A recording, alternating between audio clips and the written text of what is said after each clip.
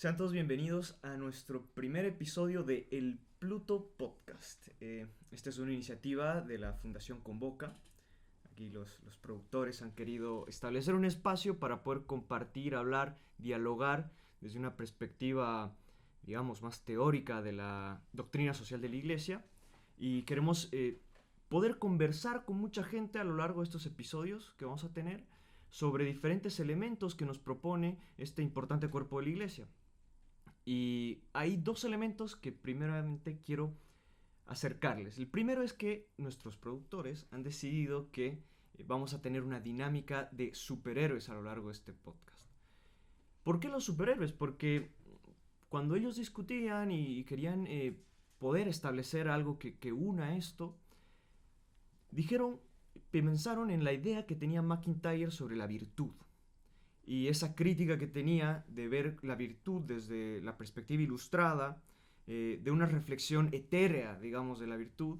Y ellos quieren como que retomar un poco la idea de ver las virtudes en acción por una forma, digamos, más práctica de entenderla.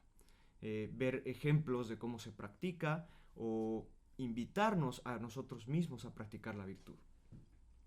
Por ejemplo, así mismo lo hacía Jesús cuando predicaba en sus parábolas, cuando sus apóstoles le preguntaban sobre una cuestión específica, sobre el amor, sobre la caridad. En vez de darnos una explicación que podía haber sido un principio, un concepto, una doctrina específica, muchas veces se remitía a un ejemplo, a una historia, y eso queremos rescatar de los superhéroes que hemos ido eligiendo y que les vamos a ir a preguntar a nuestros invitados. Esa es la primera dinámica que vamos a tener.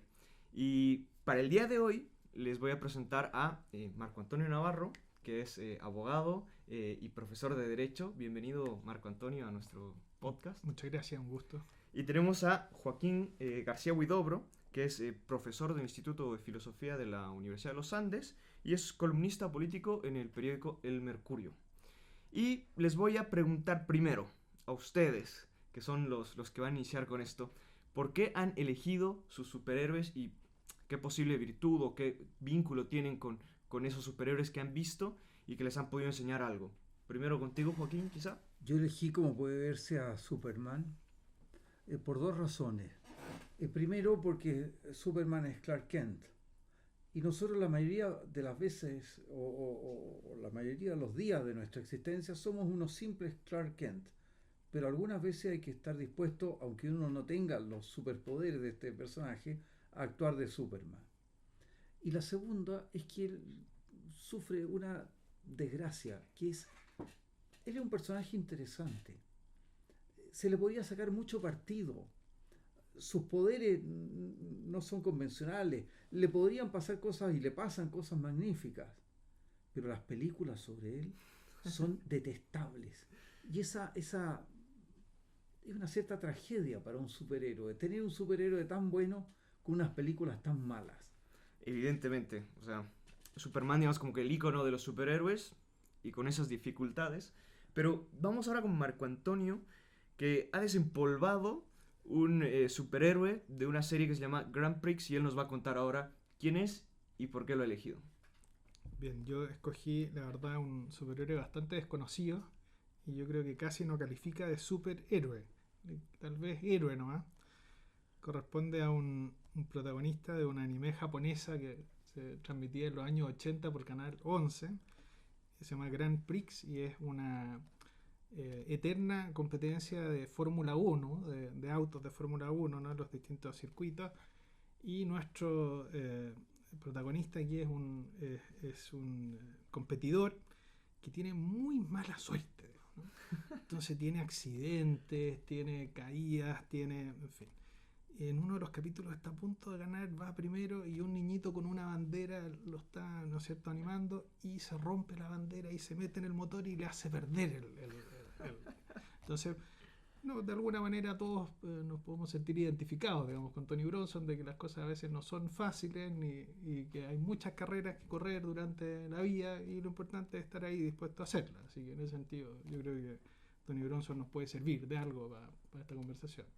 Interesante porque como seres humanos también fallamos, ¿no? Entonces es como el eterno digamos, comenzar de nuevo, repararse, es. digamos, que es tan propio además de los católicos. A mí, por ser la primera vez, voy a explicar que me ha tocado Aquaman.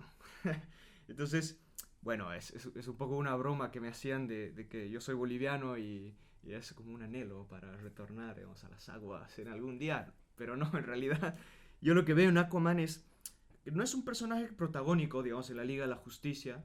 Es un personaje que es como que está en la segunda línea, como que tiene un objetivo más de apoyo, por así decirlo. Y creo que se requiere, después de poder cultivar cosas, digamos, de tener, por ejemplo, el poder que él tiene, mucha humildad para poder estar en esa segunda línea, como que apoyando con algunos elementos. Y bueno, he querido rescatar eso de nuestro querido Aquaman. Y ahora, el segundo elemento grande, que es como lo que compone nuestras conversaciones, que queremos iniciar con gente que ha estudiado la doctrina social de la iglesia y que nos puede enseñar mucho de eso, es poder hablar hoy en el primer capítulo exclusivamente y especialmente de qué es la doctrina social de la iglesia. Y no quiero introducir nada, sino que quiero preguntarles a ustedes ¿cómo dirían ustedes o qué dirían ustedes que es la doctrina social de la iglesia? Quizá Pienso que es mejor entenderla en un sentido mucho más amplio. Y es que, como decía el padre Vives, que era el formador del padre Hurtado, un sacerdote jesuita, digamos, decía que había que hablar del catolicismo social, porque si no era social o si la religión, ¿no es cierto?, la doctrina católica no tenía todas sus consecuencias sociales, no podía ser catolicismo, digamos, ¿no? Entonces, en realidad, el término doctrina social, asimilable a cristianismo social o catolicismo social, significa sacar todas las consecuencias sociales, absolutamente todas las consecuencias sociales del mensaje que está en el Evangelio, ¿no?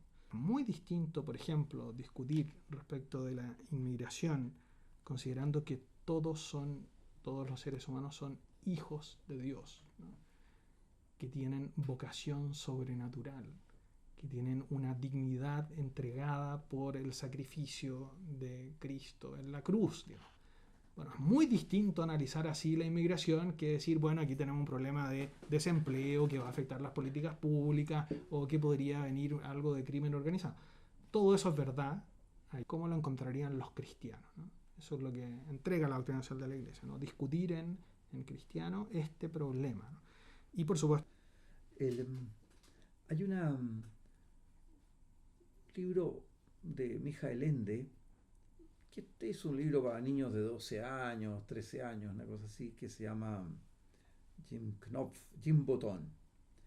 Y ahí va Jim con Lucas, que maneja una locomotora, van en su locomotora, van recorriendo el mundo y hay distintas aventuras, y llegan a un desierto.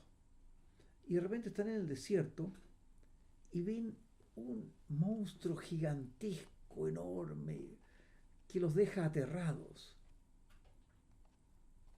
Y Lucas quiere salir arrancando con su locomotora. Y Jim le dice, no, mira, se parece algo, el gesto que está haciendo, como que está pidiendo ayuda. Esperemos un poco, que se acerque, muertos de susto. Y resulta que se empieza a acercar, y a medida que se acerca se achica. Y era una persona, no me acuerdo el nombre, pero que era un gigante aparente. Nosotros, si yo me alejo de ti, me voy viendo más chico. A él, por X razones, le pasaba exactamente lo contrario. Y en la medida que se alejaba, se iba agrandando. Y por eso parecía un monstruo y llevaba años en que todo el mundo huía de él, porque nadie lo había visto de cerca.